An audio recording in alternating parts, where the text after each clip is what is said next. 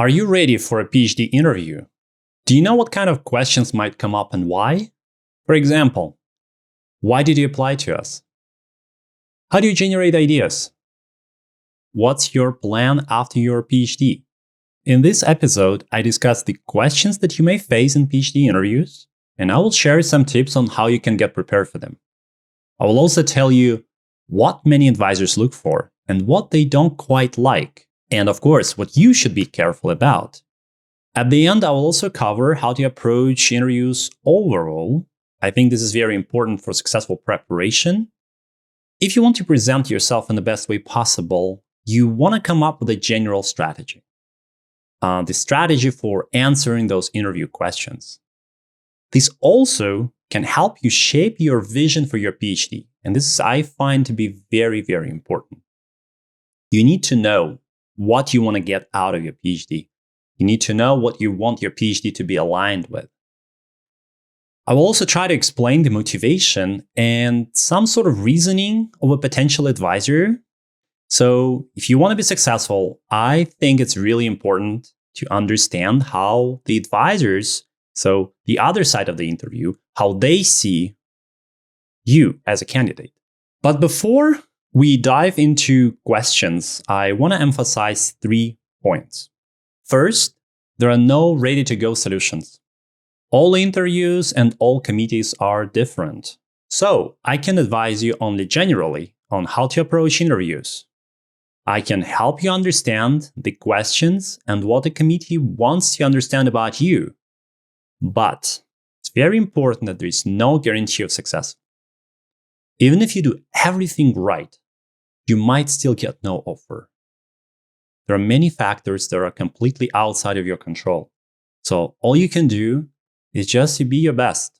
Number 2, most students need preparation. I know that it's probably hard to believe, but it's very common to see students who come to interview while not being prepared, who have not even explored the website of their potential advisor. There are candidates who don't even know what the group works on. So I strongly suggest to see it this way. The more questions you can go over, the more you will be prepared. This preparation will help you figure out many other things, including what specifically you want from a PhD program. And the third point I wanted to mention is about the competition. So a typical competition for a PhD can be very high, can be 1 out of 50 or even 1 out of 1,000 students, depending on the university. So from the committee's perspective, finding the right candidate can become really, really hard.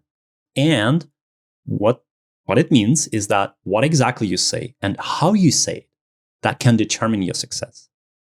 And that's why I decided to record this podcast to help you get prepared for these PhD interviews. You can show your best there. I should also mention that interviews can have very different formats in different countries, and they depend on the university and even on the group. So from one group to another, you may find completely different formats of the interviews and different assessment strategies. So you should be prepared for that.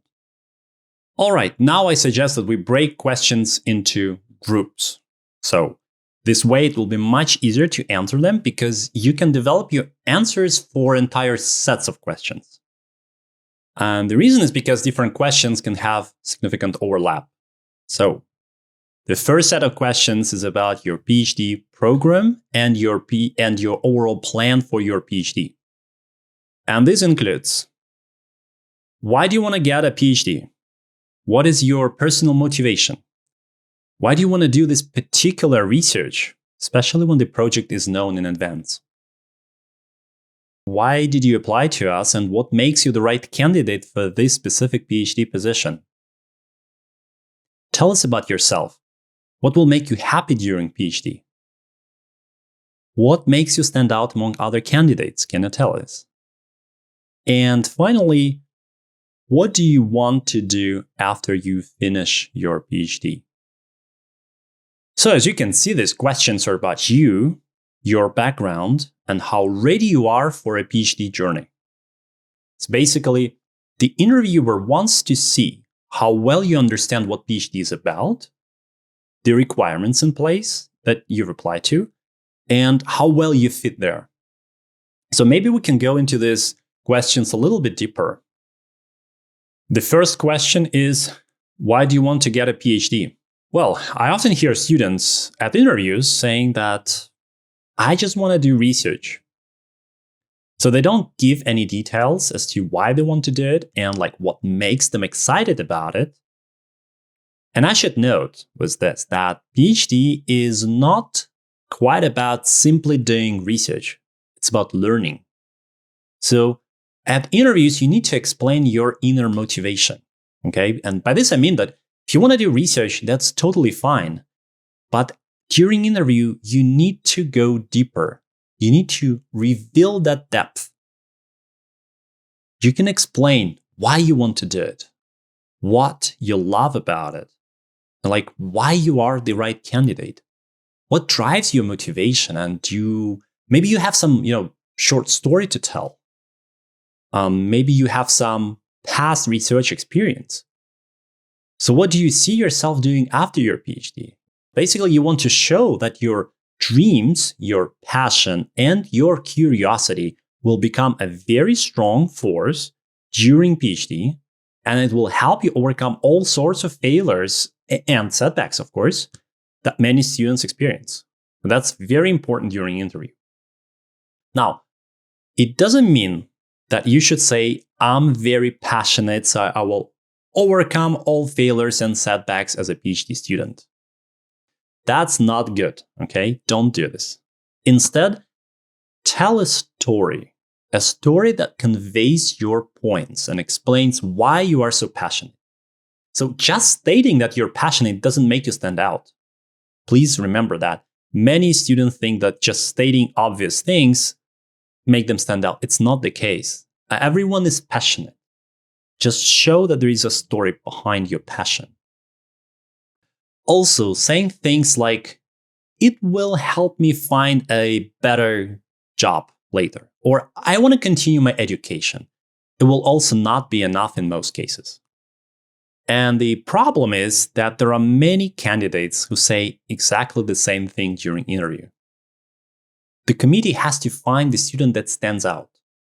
So prepare your answer in advance. Make sure they're genuine, they're truly yours, and make sure that you can go into those details that will make your answers stand out. Let's go to the next question of, tell us about yourself. So, it may sound like a simple one, but in fact it's not. Remember that your first impression on the committee is very important. So this question also gives you a lot of freedom, and your answers will probably show that what you think is important about you and how you see yourself as a candidate. In reality, many candidates just tell where they're from. They list some points from their CV. But I should warn you, because it's the least the student can say. The CV is already on the desk of the committee. So they have your CV. They don't care about you going over your CV. They want to see the depth that is not in your CV. You can use your CV for, the initial ignition of your story, but show the depth. So my suggestion would be the following. So you can provide some background information that you think is important for the interview, but don't go too deep into it. Okay, so you can emphasize your education, your research experience, and your skills, and it's okay. But then show how your past defines your current dreams, and of course, how it defines your current passion. And then try to bridge it all to your future PhD studies.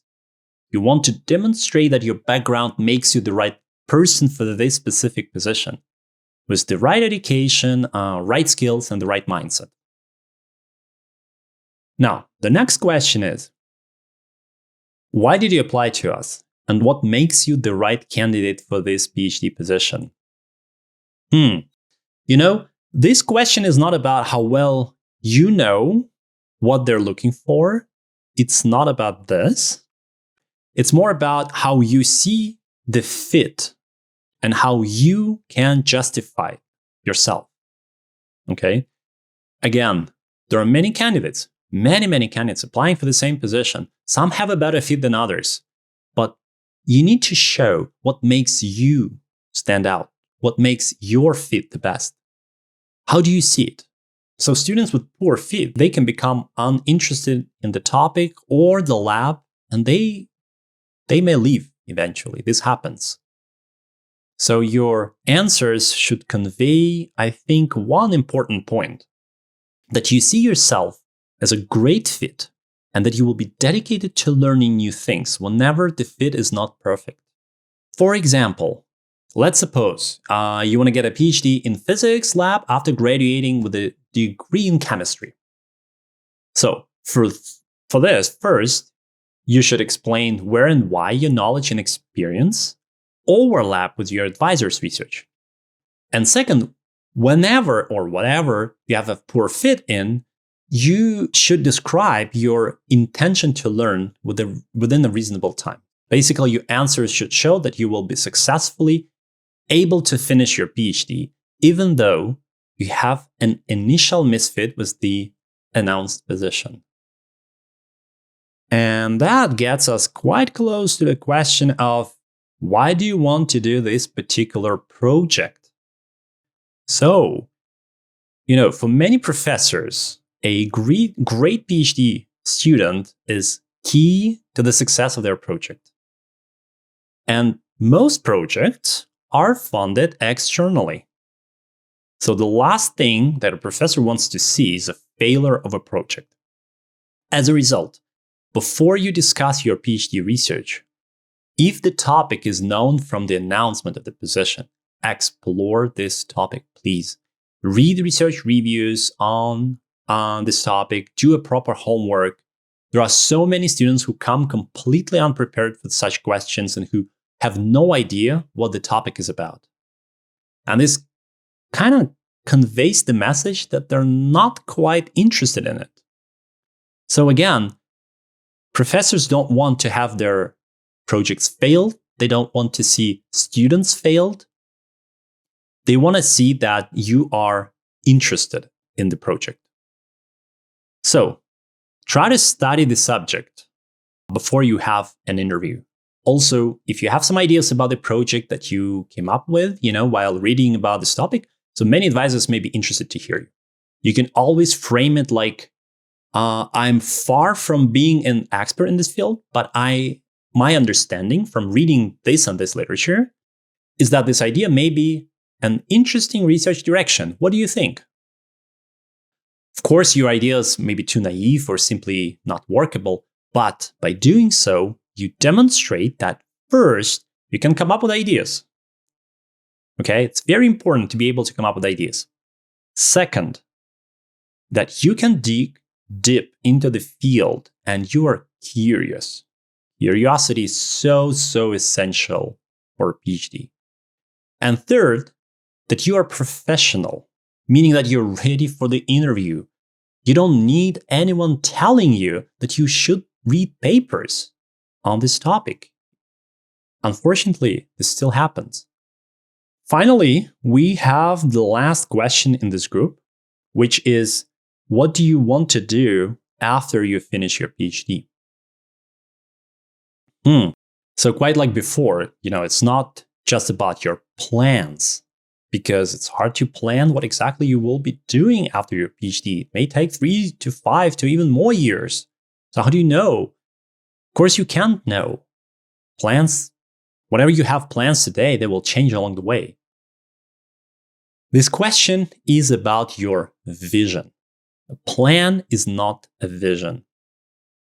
This is very similar to, why do you want to get a PhD? Basically, how will PhD be useful in your future career? If you want to have a vision for it, perhaps it's time to also think about how a PhD degree will help you in your next journey. Maybe you want to open a company.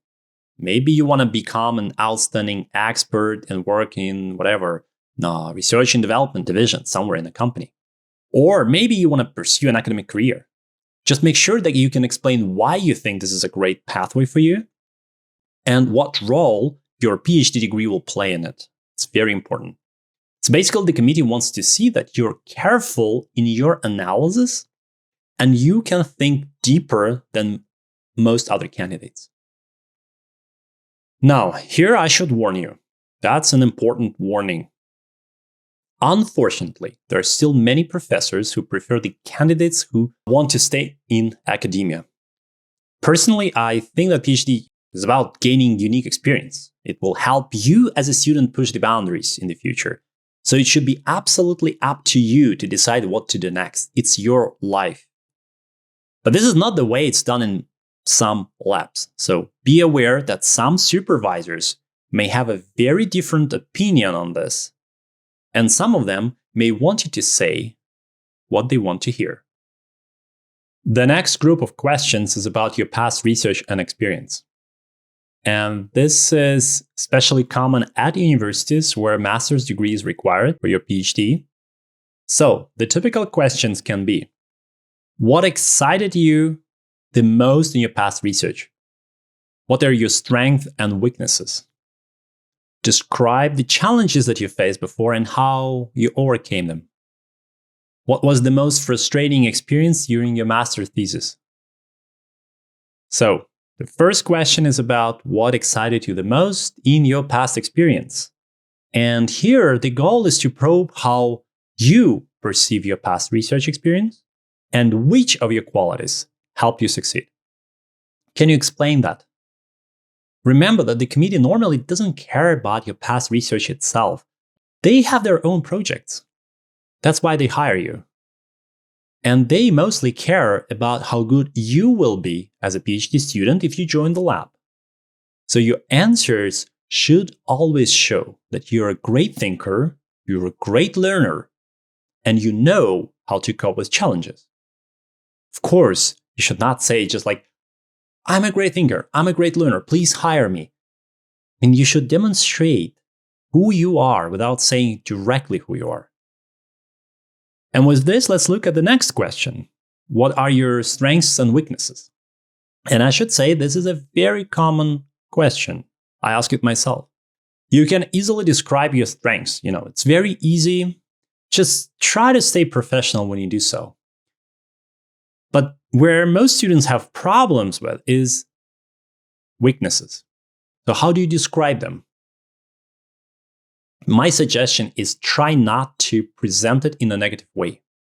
For example, I don't like organic chemistry, or I'm quite bad at public speaking. That's not what you want to convey. Instead of discussing weaknesses, try to show that you want to overcome them. For example, you can say something like, I haven't had enough practice in public speaking so far, and I hope to become proficient in it during my PhD. Or, I wish I will have an opportunity to get better at organic chemistry, because I really want to become an expert in it. I want it to be part of me. So do you see that? You don't have to give a list of your weaknesses.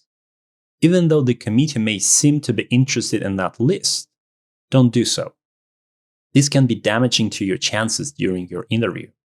Instead, you want to use these questions to demonstrate where exactly you want to improve and where exactly you're ready to learn. The next question is, describe the challenges that you faced before and how you overcame them. Well, actually, this is a very good question. The reason is because it helps the committee understand how you reason about challenges and in general, and how you evaluate your abilities to cope with those challenges. So you can describe your challenges. It's okay. And you can even describe your most frustrating experience from the past. That's totally fine. but make sure that you have a smooth transition from what you had faced before to how you eventually solved it. The same goes for just most exciting experience. You can name that experience, but try to always outline that excitement transitions into a possible PhD. Also, some students describe their bad experience with the previous advisors, right? For example, during master thesis, that happens. And this may look tempting for you because you may try to show, that some of your failures are not quite your fault if you had that bad experience in the past. But here I should warn you that many committees may see it as a red flag. For example, that there is a likelihood that this student may not be able to maintain positive relationship with the advisor. Personally, myself, I don't see it as a red flag because there are many students I know who experience awful supervision. It's totally fine for you to have had bad experience in the past because you're not at fault. But I also think that it's really important to make sure that you're aware of this aspect and you're careful when you discuss your past experience with the committee. Just stay careful. Try to get an offer, and then you can decide if the group is worth joining or not. Also, try to not say that you don't like challenges, or you don't want to be frustrated during your doctoral studies. So this is something that happens sometimes during interview. Like it or not, but PhD is a lot about failures. So a great candidate is the one who's aware of them and who's ready to solve them. Basically, your answers should show that you can stay excited despite setbacks, that you are resilient, and you're ready to learn along the way whenever needed. The next set of questions is about your expectations for the PhD, the expectations for the advisor, the group, and so on. The examples can include the following. What is the ideal supervisor for you? What interactions do you prefer? Do you have any preferences for your mentorship? What skills and expertise do you want to acquire and why? List 3 to 5 fields where you would like to do research. Not 1, 3 to 5. What number of publications do you expect from your PhD? If you get into a disagreement with a supervisor, how would you solve it? What will be difficult for you during PhD, and what do you think, which challenges will you face? With this, these are all sort of questions that people can ask. And so the more of them you can analyze, the more prepared you will be. Let's go over some of them. The first one is, what is an ideal supervisor for you, and what interactions do you prefer? I should say, this is not just a question. I think this is a very important topic on its own. Essentially, it's the advisor who defines your entire PhD experience. If your advisor's views do not align with your expectations, your PhD can quickly roll into disaster, no matter which university you go to. So the first step is to think about what an ideal supervisor is for you. So talk to PhD students and faculties at your current place, learn about their experience, develop your own vision for what you expect yourself to have during PhD. On the other hand, I think it's important to be realistic, but also, so on the one hand, it's important to be realistic, but on the other hand, you should define the boundaries beyond which you are not ready to accept an offer. For example, I would answer this question the following way. For me personally, an ideal supervisor would be the one that helps me find the most interesting and impactful research direction and who can support me along the way. It's also the person who can give me enough independence so that I could sometimes make mistakes, but also I could learn from them. But at the same time, this is the person who's available to provide research advice whenever I need it. So it's important for me to attend also 3 to 4 conferences during my PhD and participate in in different collaborations and other projects so that I could learn to work in teams. I could expand my knowledge. And then it's very important that the advisor has enough time to mentor me on how to make the next career step and how to develop different skills, for example, communication skills, and how to do high quality research, stay competitive. So that's all the role of a supervisor, ideally. I would also mention something like, of course, I understand that it's really hard to provide great mentorship and supervision to every member of the group. And yet I hope that some of it is possible in your group and that I can greatly benefit from interactions with you and other group members. So you see, this is my own scenario. This would be an ideal scenario for me if I were a PhD candidate. But your answer may look completely different because it depends on your preferences and your boundaries. Just make sure you do not say anything that is not realistic. Simply speaking, you can, in principle, scare off your advisor. So with this, we're moving to the next question, which is, what mentoring do you prefer? Now, some of you may wonder what is mentorship and how it's different from supervision. Supervision is largely about your research, and mentorship is mostly about your personal development. So mentoring can include something like improving your communication skills, your organizational skills, navigating your career, gaining your first quasi-management experience and skills, and basically understanding how the professional environment works. So a great mentor will help you identify your strengths and weaknesses and can actually have a pretty good impact on your career, on your development. And so there's a lot you can learn beyond your immediate research during your PhD. My advice is to think about what sort of personal development you wish to engage in and make sure that you still do not require a lot of time from your mentor. Your mentorship and the way you answer questions during interview should imply that you understand that it requires only a reasonable amount of time and you don't expect your mentor and your advisor to be 100% available for you. Next, what number of publications do you expect to get during PhD? So here the committees may want to understand how you see publications. Papers mean different things to different students. So what do they mean to you?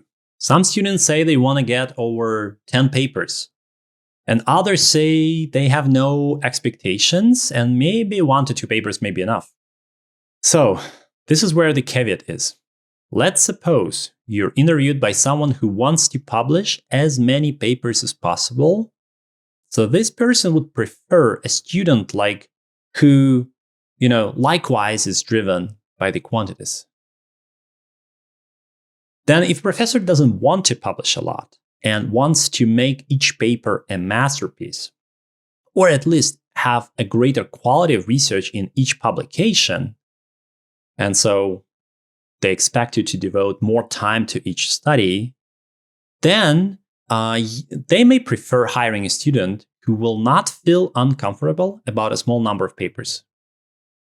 The reason is that there are many students who are absolutely not comfortable when they are not out-competing others in terms of publishing. So, how should you approach it? My suggestion is the following. So first, make sure you know what you want. Second, explore what number of papers each student gets in the lab. For this, you can just check out the website and count them. It's that easy. I would suggest that you stick to the middle ground. You want to find a balance. Essentially, your goal is to get an offer. Because once you get an offer, then you can decide whether you want to join this lab or not. You can interview the advisor, you can talk to students in the lab, you can see if the lab is a good place for you. But first, you need to get that offer. You don't want to scare your advisor off by saying something that doesn't fit their picture. It's usually not a good approach. So, again, try to find a balance. And for example, if you have 4 to 5 good papers that you want to publish for a PhD, that would be a reasonable amount. You can also show that you are open to other approaches. So if you're not sure about your answer, you can always ask your interviewer, the professor, about his or her own preferences, because they may have their own preferences. You can learn about it, but try to stay open and try to show that you're ready to learn. You're not very rigid in your approaches. At least at this stage of the interview, that would be my strong suggestion. The next question is, what will be difficult for you during PhD, and what challenges will you face? So this question is not about you predicting what will happen during PhD, okay? It's just about you showing your awareness that PhD can or even should be challenging you. It's also about you identifying those challenges in advance and seeing how you can cope with them. For many committees, the worst case scenario is when a student who has wrong expectations about PhD faces those challenges and eventually quits. This happens. On the one hand, you want to show that you understand it, that it will not be easy. On the other hand, you're ready to be challenged, and you will certainly win. Now, how to answer this question? One way is to look at the topic. If the project was described in the announcement, or if you know which topic you want to pursue, you can just think about the challenges in this regard. For example, if your research will be in recycling of batteries, then you can just say that you're strongly motivated because batteries can help us solve so many problems with energy storage, but the environmental impact of used batteries is too high. So you really want to spend your PhD and perhaps post-PhD time on solving this issue. However, you're trained in materials engineering, you're not an environmental scientist, you don't know environmental chemistry, so you can see it as an initial challenge because you will have first to learn electrochemistry for your experiments and then get some understanding of how batteries can impact the environment. So you will have to delve into the environmental chemistry field. So obviously, learning new disciplines is a challenge that most PhDs have, and that's totally fine to say that you're going in there being ready and having a certain background that will help you excel. Other examples can be poor skills in public speaking or difficulty with writing technical text, proposals, maybe insufficient training on complex instruments. But at the same time, I suggest that you avoid discussing challenges that are related to your most essential skills. The skills that you're judged on. Those can include learning abilities, problem solving, teamwork, core knowledge. For example, if you got a low grade in organic chemistry during your bachelor, mentioning this will probably not be good, right? It will not improve your chances during interview. The same goes if you say something like, I don't feel comfortable solving complex problems alone. So some committees may be fine with it because they encourage teamwork.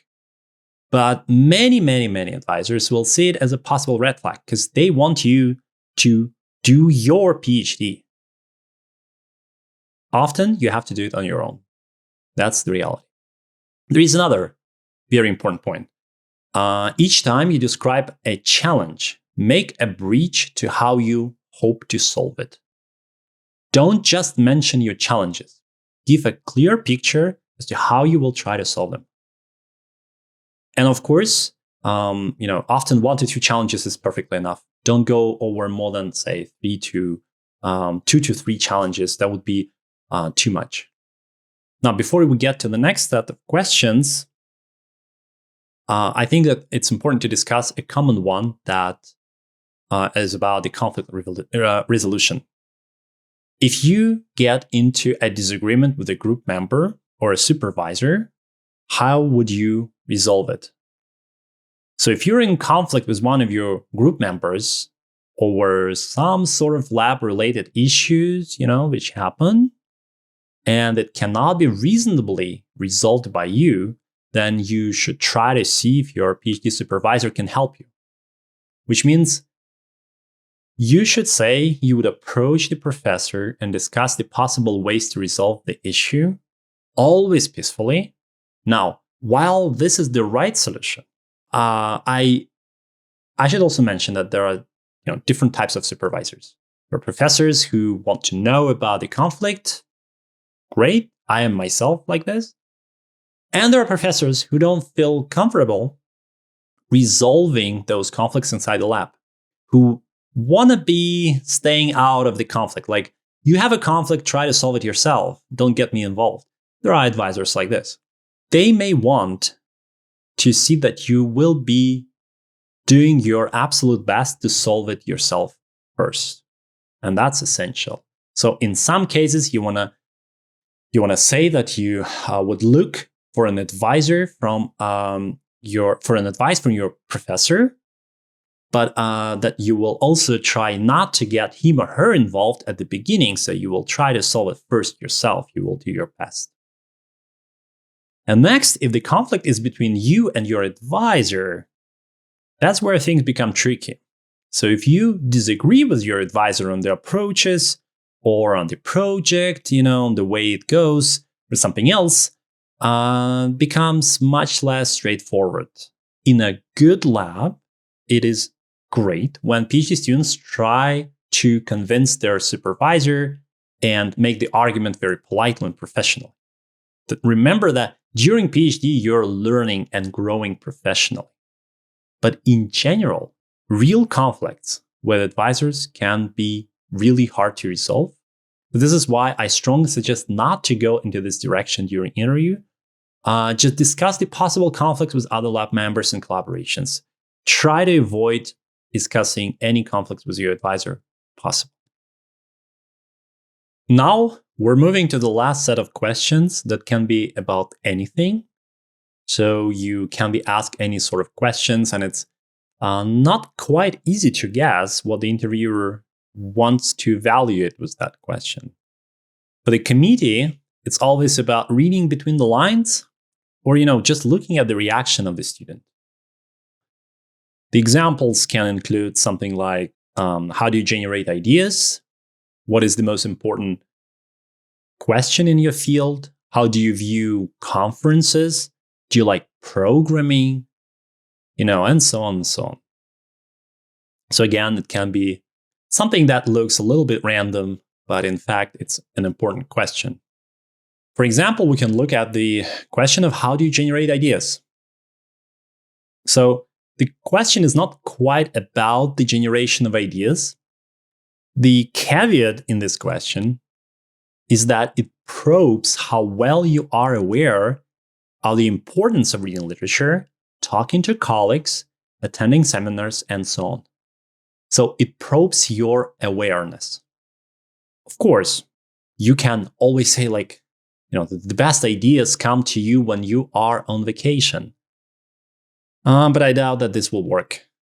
Instead, you may want to explain this importance of broader understanding of the topic, of interdisciplinary mindset, and you can say that a broader understanding of different topics require a lot of literature reading, so attending seminars, talking to other scientists, and of course, you want to brainstorm the ideas within the group. So you want to use other group members for your ideas. That's what makes a group strong, it's this collaboration inside the group. It's when you put all minds together and let them brainstorm the big problem.